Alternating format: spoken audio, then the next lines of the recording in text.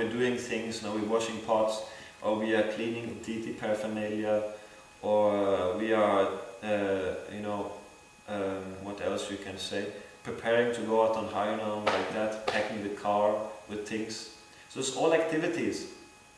And we may be doing bodily activities, and our mind may be at X number of places. But usually we find that sometimes our mind goes to some devotional topics. That's not so bad. We don't feel this. But whenever our mind goes to something material, then we should always remember that Krishna says in Bhagavad Gita, wherever the mind wanders due to its unsteady nature, you should drag it back under the control of the self. So one thing that we can remind ourselves is that any kind of devotional service we may be engaged in is an opportunity to invest our focus, our attention in that activity, what we're doing. Even if we're packing the car, we can do that nicely and effectively. If we're washing the pots, we can do that nicely. So there's a shelter for the mind. If we just put our attention, the mind's attention, directly to that service, then we will feel relief. Then we'll get relief from at least that crazy mind, which is going to some material subjects which we not at all should be thinking about. So there's a possibility of getting relief in that way by directing the mind. So that's actually to get to the higher stages, you can say, to be steady, to be that there's nista, the steadiness in devotional service. That means that we need to be practiced in this activity to direct our mind to what we should be doing and doing it in a proper way. When we can do that consistently, then we can begin to speak about nista. And then we're already clear of a lot of the dangers of falling away. If we can reach that stage, then it's only a matter before we're able to get some taste, before we're able to actually get to the higher stage, where we can actually begin to understand something about that Krishna is there, how we're exchanging with Krishna, of how we are reciprocating, how Krishna is reciprocating. But that doesn't come really steadily and like permanently unless we reach that stage. So the idea is how to conquer the crazy mind, to get relief from the sufferings that the mind inflicts upon us. And that one thing that will help is that we can always remember that there's shelter if you attentively perform your devotional service. Then you can find shelter and do. But if you inattentively perform your devotional service, then you'll find that you'll be without shelter, and you will have to suffer. Whatever goes on in the mind, you will have to suffer through that. And that suffering is only meant to wake us up. That suffering is only meant to snap. You have to do something differently. We're doing something wrong here, and we need to do something more proper. Or we need to examine ourselves or how we're doing it. And if we can do that very steadily, if we can become steady, then we also become effective in discharging mercy to other living entities. Because as we know, in the Srimad Bhagavatam, and I like to quote this verse, because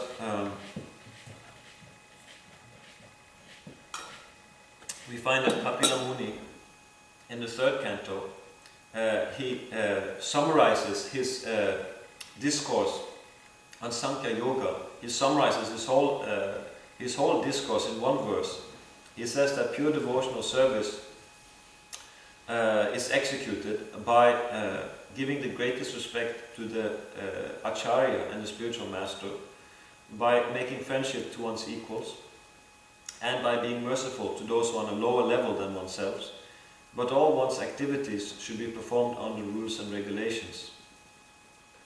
So that's the essence of how we should behave. Pure devotional service means proper behavior towards all other living entities, especially how one deals with the elevated Vaishnavas. So Narada Muni, he takes that conclusion and he expands upon it, like in 2 verses. Kapila Muni, he condenses it in one verse, but Narada Muni, he takes it and expands it in 2 verses. And the first verse he explains, he elaborates on that, is in the 4th canto, in the 8th chapter, in the 34th verse. He says, Gunadikan Mudam Lipsed, Anukrosam Gunadamat, Maitrim Samanat Anvichen, Na Tape Abhibhuyate. And that means every man should act like this. When he meets somebody superior, he should be very pleased. And when he meets someone on an inferior position, he should be compassionate towards him. And he should make a friendship with his equals. In that way, one will never be affected by the threefold miseries of material nature. So you can say that was the first part of that Kapila Muni's verse. And so that's behavior. And as actually, if you examine the Bhagavatam, 80% of the Bhagavatam is how one should behave. It's practical behavioral instructions, how we should behave properly in order to satisfy the Lord. That's Bhagavatam. And 20% of the Bhagavatam is just direct description of the Lord's activities. So the next part that Narada Muni he speaks, which goes to more the control, the regulations, how one's life should be regulated. And there he says in the fourth canto, it's the 31st chapter and 19th verse, he says, Dayaya sarva bhuteshu santushkayena kenava sarvendyo pasantyacha tusyati asudanatana. And that means by being merciful to all living entities, being satisfied somehow or other, and controlling the mind and senses from sense gratification, one can very quickly satisfy the Supreme Personality of Godhead, Janardana. So there we have the sense control, by controlling the senses from sense gratification. And we have one further instruction, that is that one should be merciful to all living entities. And here we have it. If we're able to situate ourselves properly, that means that, very importantly, that we understand how to deal with the different devotees we have around us. Not only devotees, but also those who are potential devotees. If we know how to deal properly in our personal dealings, if we don't make offenses or mistakes there, and if we are able to properly control our senses, like being with starting attention, that we are able to be attentive in our devotional service and thereby controlling our mind and senses, then we can get to the point of being merciful, like steadily being merciful to other living entities. And by doing that, then we can hope to satisfy the Lord. And we can take there's one more part in that, because santushta yena kenava, that means to be satisfied somehow or other.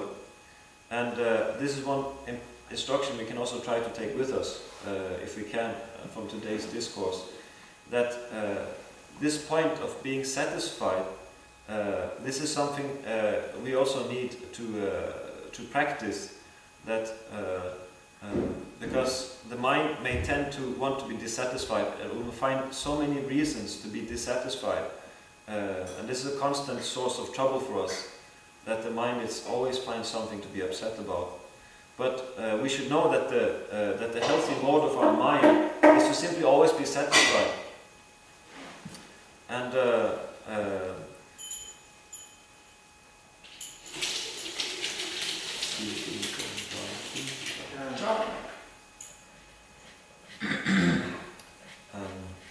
so this quality of satisfaction, we can also maybe how do we get to that? Because that may be some distance for us. How do we just be satisfied always? It may be a bit of a riddle for us. How can we practice this to be satisfied somehow or other?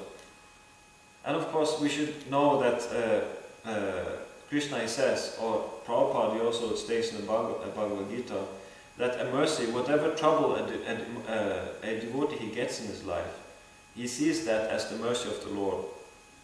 If something happens bad, he takes it. Actually, this is the Lord's mercy, because actually, due to my sinful activities, I should have gotten much worse than what I'm getting already now. So he's not upset that he gets some trouble, but he says rather, this is actually the Lord's mercy upon me. I should actually be getting much worse than what I'm getting. So in that way, a devotee tries to not to curse the Lord, not to make it or to curse his deal. He takes it. Actually, I'm a sinful person. I did many bad things. If I didn't get some causeless mercy, I'll probably be destined to go to hell even. So for myself to take it that I have a right or demand to have some special treatment like that, it's not a very realistic proposition. So I should be quite satisfied that the Lord somehow has enabled me to perform devotional service and like that engage in devotional activities. So whatever little there may be of you can say difficulties in our lives, we can make it a habit to say that it doesn't matter, like the little things that come and disturb us. We should train up our mind not to go to become annoyed with things that we don't really need to be annoyed about, and that's actually an art, and that's actually an acquired practice. And there are some small instructions actually how we can get past beyond this point of being annoyed with what others do, what others say, and that is when somebody actually gets on our case or is after us. There's one small instruction we may remember, that the best retaliation is no retaliation. If you think about this, what happens if somebody's on your case, that means that they may want to see you down, or they may want to pick a fight with you, and so they're looking, did they manage to get to you like that, or did they manage to annoy you?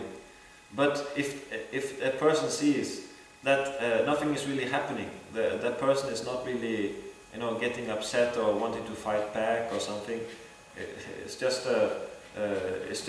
carrying on with his duties. So that will send a strong message, because a bully, so to speak, or someone who's out takes pleasure in upsetting others, he wants to see if there was some damage. So, but if there's no damage, and if the person just go on with it, that is very surprised. So how is this? I try to upset this person, but he's not getting upset. He's just happily. He's still satisfied. He still goes on with his devotion activity. So that sends a very strong signal. The tendency is what we may do is that somebody gets on our case, we fight back, and then that person, he retaliates. So there's a counter retaliation. There's an offense, and there's a retaliation that goes on. So in that way, we tend to create material accounts. I have a material account with that person. I have a material account with that person. A material account means that this action and counteraction is going on constantly, and there's no question. There's nobody knows when it will stop. It's just it goes on like that. Fighting, it just continues. So that way, we have so many material accounts. But the idea is that one should close all one's material accounts. And for that reason, to close our material accounts, that is to remember this instruction, that the best retaliation is no retaliation. Because if you don't retaliate, then you stop the material account. There's no impetus for that person, at least after some time, to retaliate further. That cycle of retaliation will stop. So, if we can practice this, then we may be able at some point to say, if somebody does something towards us, does something that gets on our nerves, or are after us in that sense, then we'll be able to say within ourselves, well, it doesn't matter. Because I have my devotional service, I'm fixed in the instruction of my spiritual master, and I'm getting some taste in that because I'm dedicated to it. And then you'll be able to focus your attention and your mind into that. And then you may save yourself from being entangled in so many material accounts. And that's the trouble of the materialist. He's always entangled in so many fights, so many disagreements with so many persons, and this just goes on, and this takes them through the cycle of birth and death. So, but to stop that and to be satisfied, we need to know that we should disentangle ourselves from this social intercourse, this constant bickering and retaliation, counter-retaliation. And that we can remember with this one thing. If you remember this one line, the best retaliation is no retaliation. First of all, that person will get a signal that he will be surprised, why is this person acting in this way? He'll think, what am I doing here? He'll be surprised, he maybe think up and maybe change what he's doing, maybe stop doing it.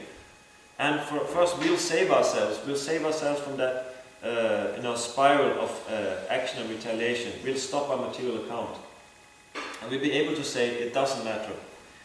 And when we're able to say that and do our bhajan at the same time, then we'll be able to get peace. Then we'll be able to get satisfaction.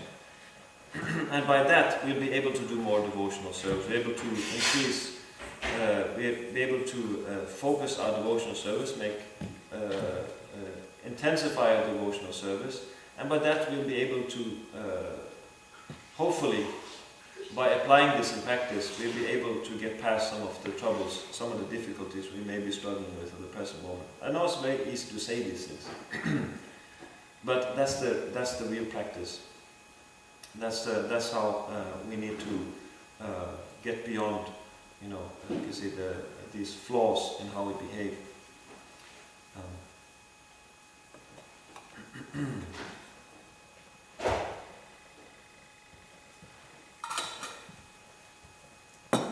So I spoke a little bit about how we should come to the point of examining our own devotional service.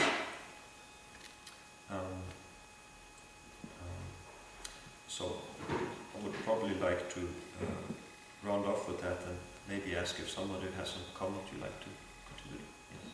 Well, it's natural that when we chant good rounds some days, or better rounds, that then we are much more satisfied during the day, because whatever happens, we just know that the whole material world can go to hell.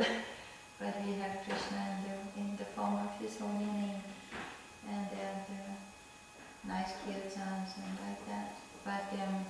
But otherwise, I was thinking the normal karmis, they somehow have a certain satisfaction by having some regulations in their life, like to some extent, some common sense. So the more we also try to implement these principles of common sense in our own dealings, and when we deal with each other like that, and then the more easy it is to be satisfied. And because we can see that even karmis can be, of course we know that they are full of anxieties, that they are afraid of dying and all of these things, but still there is a level of satisfaction. I remember one time that Seshananda Swami, he was very, very irritated, and then in the lecture he expressed his irritation to another advanced devotee, the speaker on the Vyasa, and then he said that I am becoming like this Chanaka Muni, or this one who was 75 years old and who got married to this Sukakanya.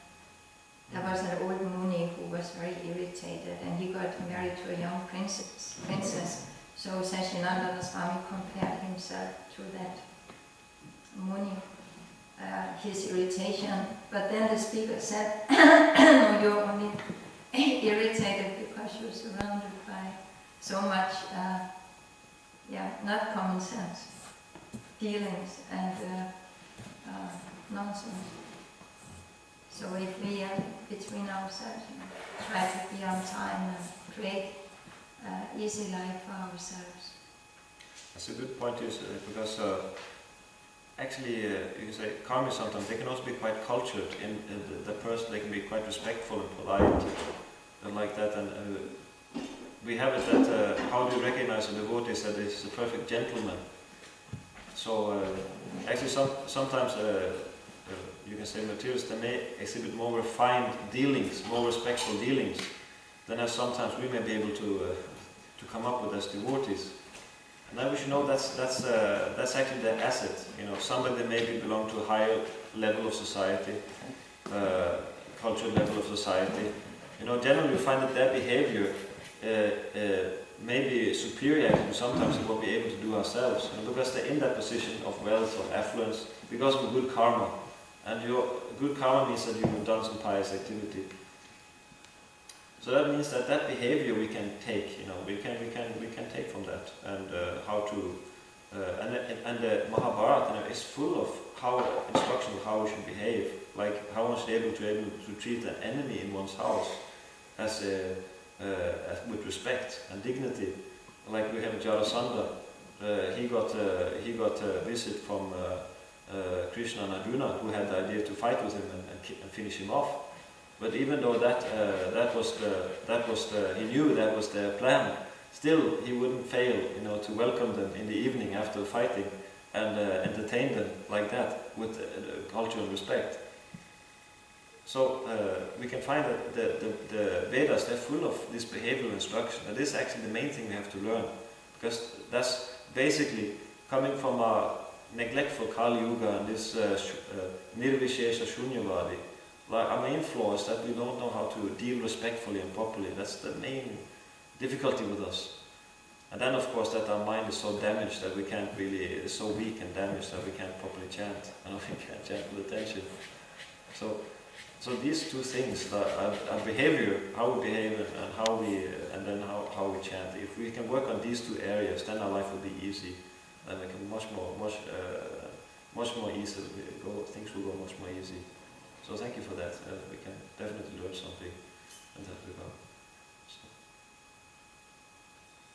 thank you very much for your kind attention. Srila Prabhupada ki jai, Srila Bhagavatam ki jai.